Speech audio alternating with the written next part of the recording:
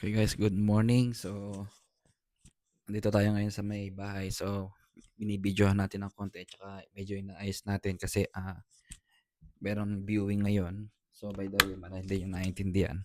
So, may viewing ngayon kasi after 6 years binebenta na namin tong bahay dahil unang-una parang gusto kasi namin mag-move dito sa BC.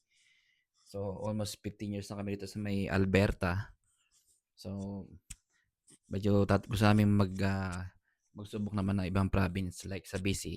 Kasi yun lang yung medyo malapit dito tsaka hindi masyadong mataas ang tax. Kasi like Ontario, I think 15% yung tax nila. Kasi dito sa Alberta is 5%.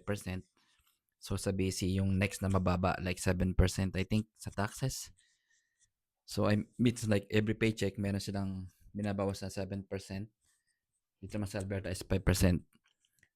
So yun nga guys, so we're trying to uh, sell everything right now. Yan. At least paglipat namin, konti na lang yung gamit namin. So ito yung basement. So dati yan, puno siya ng gamit. So ngayon, ito na lang yung mga personal computer ni Mrs. Tsaka yung sa akin. So at least nawala na yung mga box dito. Hindi kagaya nung last time, punong-puno siya. Tapos ito yung mga room. Yan. Ito yung room ng anak ko, lumipat na rin siya. Yan. So bali nilagyan na lang namin ng yung mga exercise na nakuha namin sa mga benefits. So ito, kung gusto nung kunin ng buyer to, pwede namin isama. Kasi hindi namin madadala to sa BC, di ba? Kasi ito yung kwarto ni Brent, yung isang anak namin.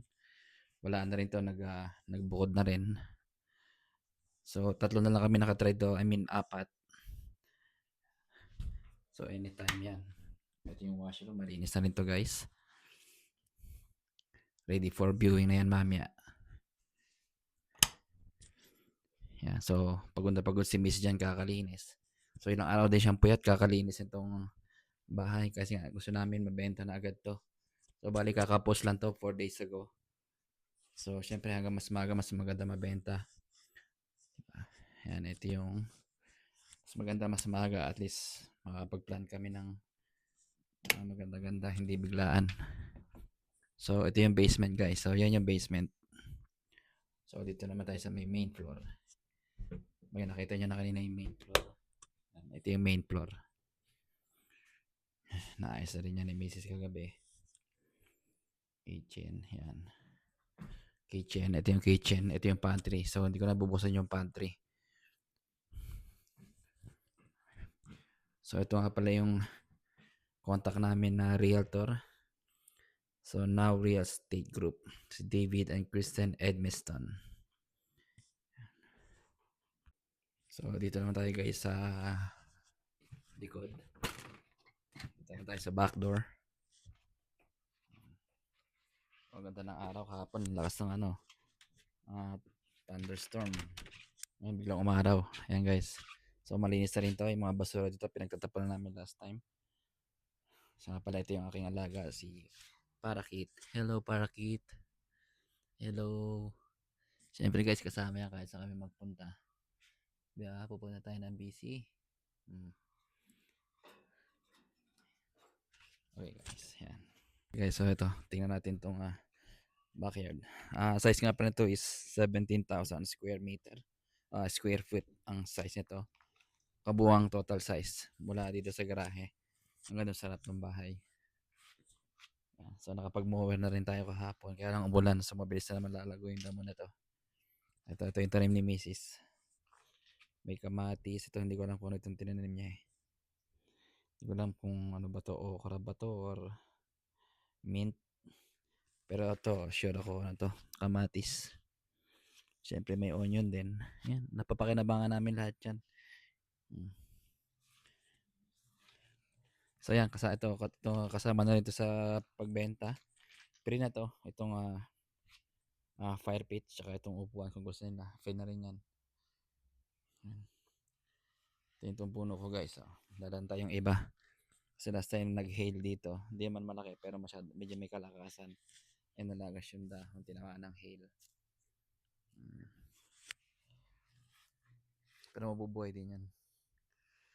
Anyway yan. So ito yung side view. Ayan guys. rin yung side view sa likod.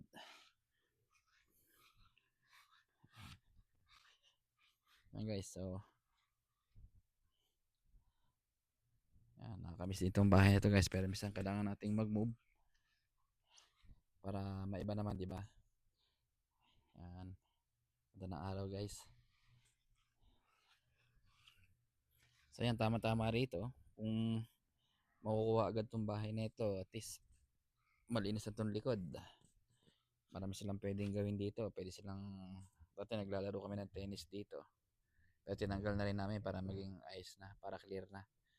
So ito mga upuan at fire pit, pwede namin iwan to. Bonus na yan sa kanila. So yun guys, yun yung harap. So mamimiss din namin itong bahay na ito. Siyempre, almost 6 years na pala kami nakatira ito. Bali, magsi 7 years na kami dito sa October next year. So kaka 6 years lang pala namin last October. So wala, kailangan natin mag-move guys para rin naman sa mga bata to. Tsaka minsan din na rin namin kaya yung weather dito, lalo pag ganito mag-snow na naman, magwi-winter, mag -40. So pag nag -40, wala na naman, nalamig na naman guys.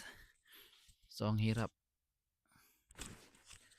guys. Pasok tayo sa loob guys, medyo masakit na sa balad yung araw. So ito yung back door natin.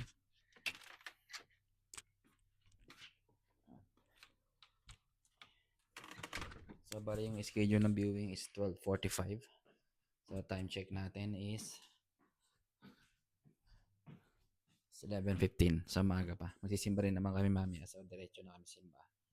Sakto nga yung viewing. Yan, ito yung ano.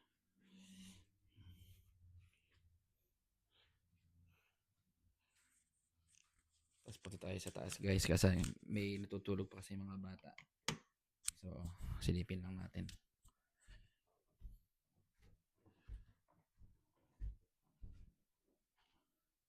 Ito, malinis na rin to.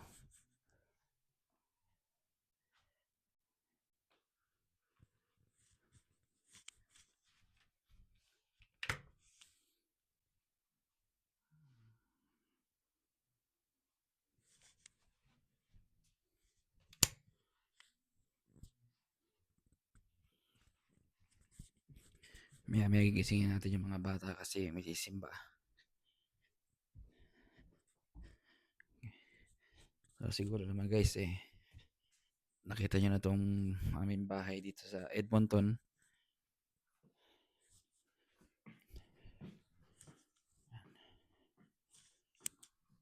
Okay, so yun lang guys. So balitaan ko kayo pag update ko kayo pag nabenta na tong bahay.